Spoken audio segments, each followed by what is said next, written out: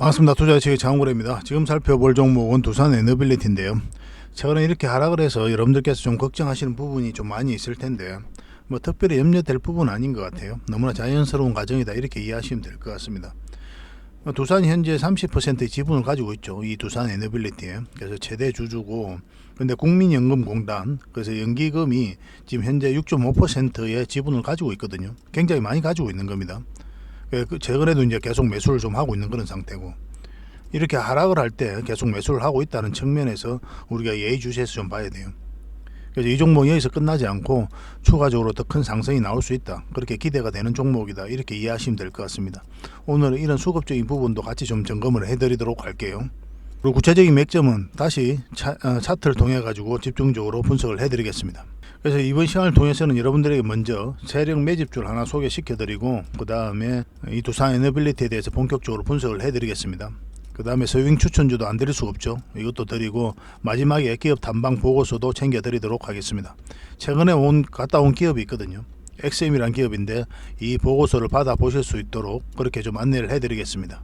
얼마 전에 갔다 온 게 이제 BCNC라고 그랬죠. 이거는 이제 보고서가 만들어졌거든요. 이 보고서가 필요하신 분들은 바로 문자 주시면 될 것 같습니다. 자, 같이 한번 살펴보도록 하겠습니다.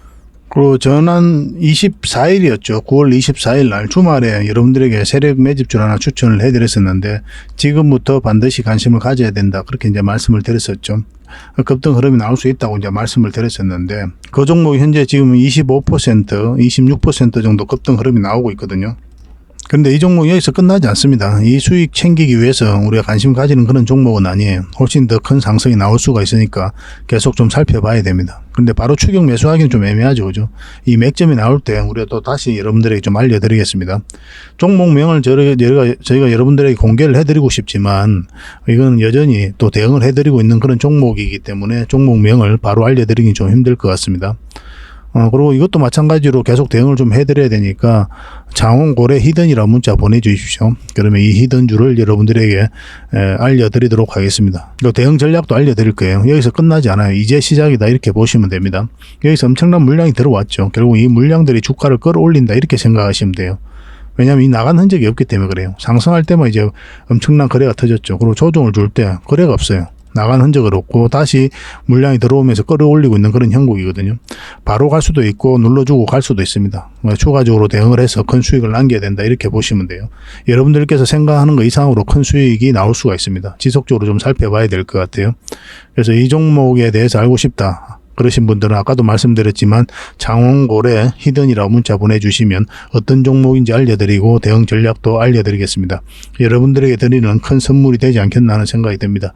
장이 안 좋음에도 이렇게 급등 흐름이 나오고 있잖아요, 그죠? 저희가 이제 가장 자신할 수 있는 부분이 또 세력 매집주니까 꼭 챙겨 가시기 바랍니다. 근데 세력 매집주는 선착순 10명입니다. 저번에도 이제 10명만 저희가 혜택을 드렸었죠. 이번에도 10명만 추가적으로 혜택을 좀 드리도록 하겠습니다.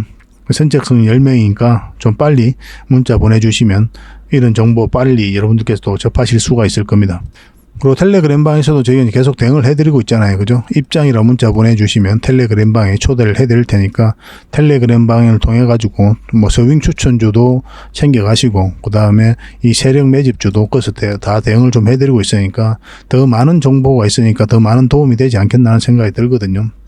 뭐 어쨌든 문자로 받고 싶으신 분들은 장원고래 히든이라고 문자 보내주시고, 텔레그램 방에서 함께 하고 싶다 하시는 분들은 입장이라고 문자 보내주시면 됩니다. 지속적으로 살펴보면서 다시 맥점을 잡아가지고 여러분들에게 알려드리겠습니다. 자, 두산 에너빌리티에 대해서 같이 한번 살펴보도록 하겠습니다. 먼저 주목을 해야 되는 게 바로 이 SMR이죠. 대형 원전과 이 SMR은 반드시 좀 주목을 해야 됩니다. 대형 원전과 관련해서는 마지막 걸림돌이었던 웨스팅하우스와 한수원의 소송 문제가 해결이 됐죠. 완벽한 해결이라고 보기는 좀 힘들거든요. 왜냐하면 본안 심사까지 가지는 않고 각하 결정을 내리겠는데, 이제 웨스팅하우스가 항소를 한다든지 또 미국 정부가 태클을 건다든지 그렇게 문제가 또 있을 수는 있어요. 그렇지만 그런 갈등을 계속 끌고 가는 게 양국 모두에게는 좀 부담스럽습니다. 왜냐하면 그 사이에 중국이라든지 러시아가 계속 시장을 잠식을 해가고 있는 그런 상황이기 때문에 아마 조만간 좋은 결과가 나오지 않겠나는 생각이 듭니다. 양국 모두에게 이익이 되는 그런 방향으로 마무리가 될 거예요. 그런 공감대는 이미 소송 전부터 계속 형성되어 있었던 그런 상황이었습니다. 그래서 일단락이 되었기 때문에 해외 수주에 대한 기대감이 굉장히 높아진 그런 상태고, 또 이 SMR 시장도 굉장히 커진단 말이에요. 이 뉴스케일 파워와 지금 지분 투자를 했죠. 이 두산 에너빌리티가 우리나라에서는 가장 많은 지분 투자를 했거든요. 뉴스케일 파워의 원자로가 지금 이 SMR이 가장 상용화가 먼저 될 것이다, 그렇게 보고 있거든요. 여기다 이제 기자재 공급권을 따냈어요. 지금 현재 또 올해 원자로를 만들려고 하고 있고, 근데 이 원전 시장이 굉장히 커집니다. 대형 원전과 SMR을 놓고 비교를 해봐도 훨씬 더 효율적이에요. 이게 소형 묘들 원전 시장 규모거든요. 2019년에 45억 달러죠. 2040년도에는 3천억 달러까지 성장을 해갑니다. 엄청나게 성장해 가는 거죠, 그죠? 어느 시점이 되면 대형 원전보다 이 SMR 시장이 훨씬 더 커져요. 그래서 SMR이 이제 상용화가 되어가고 있고, 우리 삶에 빨리 다가온다, 이렇게 생각하시면 되겠습니다. 글로벌 전력 수요량이 2050년까지 3배 정도까지 증가할 것으로 보여지고 있거든요. 전기가 많이 필요하다는 뜻이잖아요. 전체 에너지 비중에서 이제 화석연료는 43%를 차지할 것으로 예상이 되고 있고, 근데 이 화석연료가 23년부터 25년 내에 피크를 찍고 내려올 것으로 이제 전망을 하고 있거든요. 그러면 이제 피크를 찍고 내려오니까 이 에너지를 만드는 게 좀 필요하잖아요. 대체가 좀 필요한 거죠. 그래서 화석연료를 대체하는 동시에 글로벌 전력 수요를 충족하기 위해서 400에서 800기가 규모의 원자력 용량이 필요할 것으로 예상이 되는데, 그것을 이제 SMR에다 이제 기대를 하는 거죠. 그래서 각국이 굉장히 공격적으로 투자하고 있는 그런 상황입니다. 우리나라 기업들도 미국 SMR 관련 기업에 투자를 많이 했죠. 삼성물산이 뉴스케일 파워에다가 700만 달러, 두산 에너빌리티가 뉴스케일 파워에다가 1억 380만 달러, 엑스에너지에다가는 또 500만 달러까지 투자를 했습니다. 미국 대표 SMR 관련 기업은 뉴스케일 파워가 이제 미국 최초죠. SMR 설계 인정을 받았습니다. 가장 기술력이 앞서 있다, 이렇게 보시면 돼요. 상용화도 가장 먼저 할 것이다, 그렇게 기대가 되는 기업이 바로 뉴스케일 파워입니다. 그리고 엑스에너지 차세대 원전으로 800만 달러 수혜를 입을 것으로 보고 있죠. 그리고 테라파워 고속 중성자형 66년 냉각형 SMR을 이제 개발을 한 그런 회사입니다.